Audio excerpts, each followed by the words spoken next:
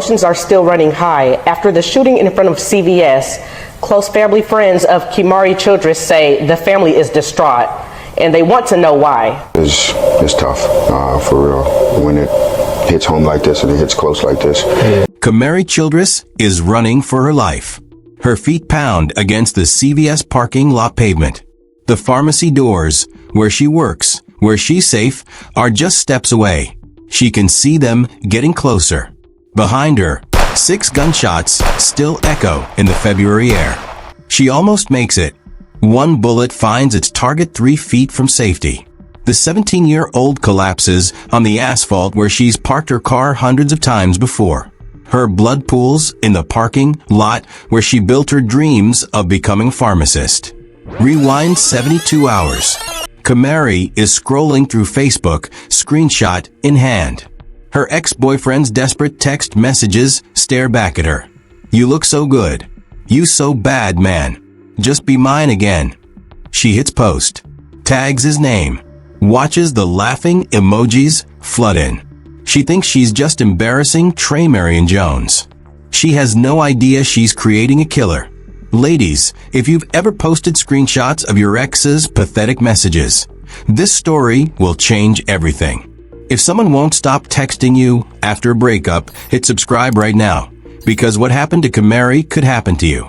How does a Facebook post turn into a murder scene? How does online mockery become a death sentence? And why did a 20-year-old man choose execution over embarrassment? You're about to discover how social media humiliation created a monster who decided that if he couldn't have Kamari Childress, nobody could. Welcome to True Crime Tales HQ. If you're new here, we dive deep into cases that matter, examining not just what happened, but why it happened and how we can prevent it from happening again. Before we continue, please hit that like button, subscribe to the channel, and turn on notifications so you never miss our latest investigations. Most importantly, share this video. These stories save lives when the right person sees them at the right time. Before we understand how everything went wrong, you need to know who Kamari Marie Childress really was. This wasn't just another tragic headline. This was a young woman with real dreams, real plans, and a future that stretched out before her like an open road. March 5th, 2006. That's when Kamari entered this world in Carbondale, Illinois. But it was Cape Girardeau, Missouri, where she truly blossomed. Raised by her mother Jessica Fox after losing her father Keyshawn, Kamari grew up in a home filled with love, laughter, and endless possibilities. December 2023 brought one of the proudest moments of Jessica's life. Kamari walked across that stage at Central Academy, diploma in hand, ready to take on the world. At just 17, she had already mapped out her future with the kind of clarity that would make adults twice her age envious. She wanted to become a licensed pharmacist, and she wasn't just dreaming about it. She was actively working toward it. That's what brought her to CVS Pharmacy in Cape Girardeau. While other teenagers were figuring out their next move, Kamari had already landed a position as a pharmacy technician. Jessica still remembers that first day. The way Kamari's face lit up with what she called her lottery smile. It wasn't just a job to Kamari. It was her stepping stone, her training ground, her first real taste of independence. But beyond her professional ambitions, Kamari was simply a joy to be around.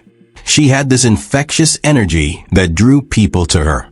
Photography wasn't just a hobby. It was her way of capturing the beauty she saw everywhere. She loved traveling, exploring new places, and creating memories with the people who mattered most. March 5th, 2024 was supposed to be special. Kamari would turn 18, officially becoming an adult, ready to take the next step in her pharmacy career. That birthday was circled on calendars, plans were being made, and excitement was building. What Kamari didn't know was that someone from her past couldn't accept that she was moving forward without him. Love at first sight. That's what everyone said about Kamari and Trey Marion Jones when they first got together. She was 17, full of dreams and laughter. He was 20, charming and attentive. Their relationship became the talk of Cape Girardeau, young love that seemed destined to last forever. Their social media told the story everyone wanted to believe. Constant photos of them together, stolen kisses, inside jokes, romantic date nights. Kamari's Instagram was filled with heart emojis and captions about her king. Trey Marion would comment on every single post, claiming his girl for the world to see. Friends described their connection as magnetic. They couldn't seem to get enough of each other. But what looked perfect on Instagram was hiding cracks that only became visible after it was too late. By early 2024, something had shifted. The frequent posts stopped. The lovey-dovey comments disappeared. Kamari began posting solo pictures again, focusing on her work at CVS and her future plans. She was moving forward, and for the first time in months, she seemed genuinely happy. The breakup hit Trey Marion differently. While Kamari was planning her next steps toward becoming a pharmacist, he was stuck in the past, unable to accept that their story was over. Friends later recalled how he would bring up Kamari in every conversation, constantly checking her social media, asking mutual friends about her activities. When Kamari started dating someone new, Kamani Rutherford, everything changed. Her smile returned, the genuine one her mother remembered from childhood. She was excited about this new chapter, posting pictures with her new boyfriend, sharing moments of joy that had been absent during the final months with Trey Marion. For Kamari, this new relationship represented freedom. She was 17, about to turn 18, with a job she loved and a future she was building. This new guy respected her ambitions, supported her dreams, and made her feel valued for who she was becoming. But Trey Marion saw each happy post as a personal attack. Every photo with her new boyfriend felt like a public rejection. The psychological impact was devastating. He had built his identity around being Kamari's boyfriend, and now she was thriving without him. The difference between love and control becomes clear in these moments. Love wants the other person to be happy, even if it means being happy without you. Control demands that if you can't have them, nobody can. Kamari had chosen happiness. Trey Marion had chosen obsession. And obsession, as we're about to see, has a way of turning deadly when mixed with public humiliation. February 2024. Kamari had moved on, but Trey Marion Jones hadn't gotten the message. His phone buzzed with desperate attempts to reconnect. "You look so good. You so bad, man. Just be mine again," he typed, his fingers heavy with hope and denial. Kamari's responses were polite but crystal clear. "Thank you," she replied, offering nothing more. No invitation back into her life. No second chances. Just the courtesy of acknowledgement before moving forward with her new relationship. But Trey Marion wouldn't stop. The messages kept coming, each one a reminder of what he'd lost and what he couldn't accept. Then came the screenshot that would seal both their fates. Instead of simply blocking him privately, Kamari made a choice that would haunt her family forever. She posted their private conversation on Facebook, complete with Trey Marion's name attached. Her caption made it clear who was behind the desperate pleas. The internet did what the internet does best. It attacked. Comment sections exploded with mockery. Laughing emojis flooded the post. Friends and strangers alike turned Trey Marion's heartbreak into entertainment. His private pain became a public spectacle. Kamari didn't stop there. Additional posts followed, each one throwing shade at her ex-boyfriend. What started as boundary setting had transformed into public humiliation.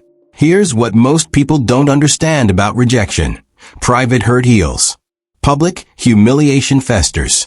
When someone's vulnerability becomes viral content, shame turns into rage. For men like Trey Marion, whose identity was tied to respect and control, being laughed at online felt like character assassination. Social media amplifies everything. A private breakup becomes public theater. A moment of weakness becomes permanent entertainment. The mockery doesn't disappear. It lives forever in screenshots, comments, and shared posts. Kamari was setting boundaries, but she was also creating an audience for Traymarion's humiliation. Every laugh emoji was another nail in his wounded pride. For weeks, Traymarion had been trying to win her back. Now, he was the punchline. Friends were seeing his desperate messages. Strangers were mocking his attempts at reconciliation. The transformation from heartbroken ex to potential threat was complete. Those around him might have noticed the shift. The way he talked about Kamari changed. The hurt in his voice hardened into something else. But who pays attention to a young man's wounded ego until it's too late? What Kamari didn't know was that Traymarion wasn't planning to handle this embarrassment alone. He was already making plans that would end with her blood on the CVS parking lot. February 27th, 2024. A Tuesday like any other. Kamari woke up with no idea it would be her last. She went through her usual routine, shower, breakfast, getting ready for another shift at CVS.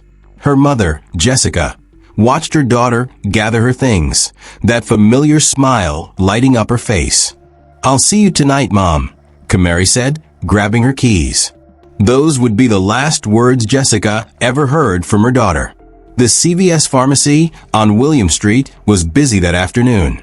Kamari worked diligently, filling prescriptions and helping customers. She'd been there for just a few months, but everyone knew her, the bright teenager with big dreams. At 2:30 p.m., she clocked out. Her shift was over. She was ready to head home, maybe spend time with her new boyfriend Kamari, continue building the life she'd worked so hard to create. The red car pulled into the CVS parking lot at 2:35 p.m. Surveillance cameras mounted on the building captured every second of what happened next. Traymarion Jones sat in the passenger seat, his face set with determination. Behind the wheel was Zamia Smith, and in the back seat sat 22-year-old Unique Kane. This wasn't a spontaneous visit. The trio had come with a purpose. Kamari walked toward her car, keys in hand. She had no idea she was being watched. The red vehicle positioned itself strategically, blocking her path. This wasn't coincidence. This was calculated. Kamari reached her car and immediately realized she was trapped. The red vehicle had boxed her in, making it impossible for her to leave. Traymarion stepped out of the passenger side, his movements deliberate and threatening. What words were exchanged between them? The surveillance footage captured their interaction, but no audio survived. Was it a final plea for reconciliation? A demand that she take him back? Or had Traymarion moved beyond talking? The encounter lasted less than 2 minutes, but in those moments, years of relationship history collided with fresh humiliation and rage. Kamari's body language showed fear. She backed away, her hands raised defensively. Without warning, Traymarion drew a weapon. The choice was made. There would be no more negotiation, no more attempts at reconciliation. He fired directly into Kamari's car. The gunshots echoed across the parking lot. Witnesses later said they heard at least 6 shots. The 17-year-old threw open her door, adrenaline flooding her system. She had seconds to act. Kamari ran. She sprinted toward the CVS entrance, toward safety, toward help. The pharmacy doors were just steps away. She could see them getting closer. Her feet pounded against the pavement. She was fast, but bullets travel faster. One round found his target. Kamari collapsed just feet from the entrance. The doors she'd walked through hundreds of times as an employee were now impossibly out of reach. She lay on the pavement, her life bleeding away in the place where she'd built her future. The violence wasn't contained to Kamari. A stray bullet crossed William Street, striking a 53-year-old construction worker who grabbed his hip in pain. What had started as a personal vendetta had now endangered innocent bystanders. Traymarion and his accomplices didn't hesitate. They climbed back into the red car and sped away, leaving Kamari dying on the pavement. CVS employees who had worked alongside her for months rushed outside. They tried to help, tried to save the teenager they'd come to know and care about, but the wounds were too severe. Emergency responders arrived within minutes, but time had run out. Kamari Marie Childress was pronounced dead at the scene, just 3 feet from the workplace where she'd dreamed of building her career. The parking lot where she'd parked hundreds of times was now a crime scene. Her blood stained the pavement where she'd fallen. The community was stunned. Cape Girardeau wasn't used to this level of violence. But Trey Marion had made one critical mistake. Actually, his accomplice did, and it was so stupid, so unbelievable, that it cracked the case wide open in just minutes. 10 minutes after the shooting, with yellow tape cordoning off the crime scene and officers everywhere, surveillance cameras captured something extraordinary. A young woman approached the perimeter, ducked under the police tape, and calmly retrieved a cell phone from the ground near where Kamari had fallen. Then she walked away. This wasn't some random Good Samaritan. This was 22-year-old Yannick Kane, and that phone belonged to her. She had been sitting in that red car when Trey Marion Jones pulled the trigger. Now, with an active homicide investigation underway, she decided her phone was worth the risk. Cape Girardeau police didn't need CSI technology to crack this one. The surveillance footage was crystal clear. Within hours, they had identified Kane and brought her in for questioning. When confronted with the video evidence, she admitted everything. Yes, it was her phone. Yes, she had been in the red car. Yes, she knew exactly what had happened. But here's the kicker. Kane was already on probation for burglary and assault. Getting involved in this meant throwing away her freedom. Yet she chose to risk it all for a cell phone. With Kane in custody, police had their connection to the red car and the shooter. The search for Trey Marion Jones intensified. That evening around 8 p.m., officers spotted a vehicle they believed was connected to the case. When they attempted the traffic stop, the vehicle didn't pull over. Instead, it accelerated, leading police on a high-speed chase through Cape Girardeau's residential streets. The pursuit ended near North Pindwood Lane when the car doors flew open and 3 men jumped out, scattering into the night. Police set up a perimeter and began their search. Within hours, they had apprehended 2 of the 3 men. One was Zamia Smith, the driver. The other was Trey Marion Jones himself. The 20-year-old who had gunned down his ex-girlfriend was now in handcuffs. His brief life as a fugitive was over. The charges came swift and severe. Trey Marion Jones faced first-degree murder, armed criminal action, unlawful use of a weapon, and first-degree assault. Yannick Kane was charged with tampering with evidence. Zamia Smith faced charges for hindering prosecution and resisting arrest. The evidence was overwhelming. Multiple surveillance cameras had captured the shooting. Cell phone records would reveal any planning. Social media posts showed the motive. The 53-year-old construction worker who was hit by a stray bullet added additional charges to the case. But justice moved slowly, and for Kamari's family, the real battle was just beginning. March 5th should have been Celebration Day, Kamari's 18th birthday. Instead, Cape County Park South filled with mourners carrying yellow and black balloons. Her mother, Jessica Fox Tucker, stood before the crowd, voice breaking as she spoke about her daughter's infectious laugh and boundless dreams. She had this crazy big smile that could light up any room, Jessica told the gathering. That's how I want everyone to remember her, not as a victim, but as the bright, ambitious young woman she was. Kamari's best friends, Gabby Knupp and Jayana McClure, shared memories of growing up together in Cape Girardeau. They talked about sleepovers, graduation day, and Kamari's excitement about her first real job. These weren't just memories anymore, they were all that remained. The community refused to let Kamari's story end with her death. CVS released a statement calling her a bright young woman who cared about her patients, and the company provided counseling services for employees who had worked alongside her. 1 year later, on February 27, 2025, the same park filled again, Yellow smiley face balloons, Kamari's favorite, rose into the Missouri sky as friends and family marked the anniversary of a life cut short. Every time I saw her, she had this crazy big smile and a big laugh, Gabby upset through tears. Kamari just means so much to me. Jayana McClure added, me and Kamari, we grew into young ladies together. Everything reminds me of her. But beyond the tears and balloons, Kamari's death had shattered the illusion of safety in their small Missouri community. Cape Girardeau Mayor Stacy Kinder and Police Chief Wes Blair held press conferences, trying to reassure residents that this was an isolated incident. When you see a situation happen right in the center of town, in the middle of the day, that's very concerning to everyone, Mayor Kinder admitted. But she emphasized that Cape Girardeau had invested heavily in police technology and quick response capabilities. Chief Blair was more direct. We have police officers here that run to gunfire, but they run to take care of people too.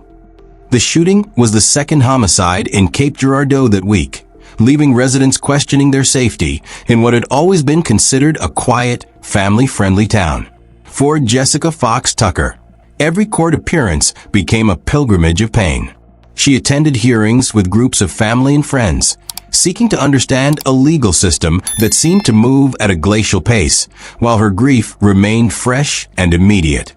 Just so that we have an understanding of what this means, Jessica said after one hearing. What are the steps to come next? What it could look like? We fully understand how the court system is going to work. But understanding the system and accepting its timeline are two different things. As the months dragged on, the family watched as justice remained just out of reach. When Tremarion Jones first appeared before the judge, his demeanor was calm, almost detached. He entered his plea without hesitation, not guilty to first-degree murder and multiple felonies. The 20-year-old filed paperwork for a public defender, claiming he couldn't afford private counsel. His attorney immediately requested a change of venue, arguing that extensive media coverage would make finding an impartial jury impossible in Cape Girardeau. The judge denied the request. The case would remain in the local jurisdiction where Kamari had lived, worked, and died. While Jones maintained his innocence, his co-defendants took different paths. Faced with overwhelming evidence, including surveillance footage of her retrieving the phone from a crime scene, Yannick Kane withdrew her not guilty plea. She accepted responsibility for tampering with evidence, receiving a prison sentence that reflected both this crime and her previous convictions.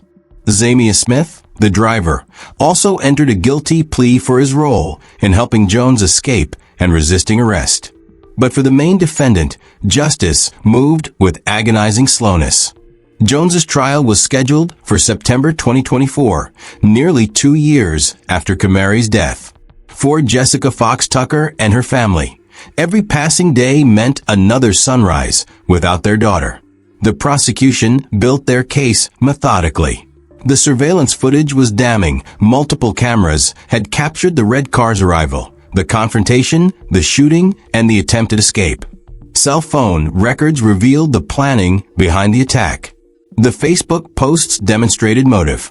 Legal experts noted that first-degree murder requires proving premeditation and deliberation.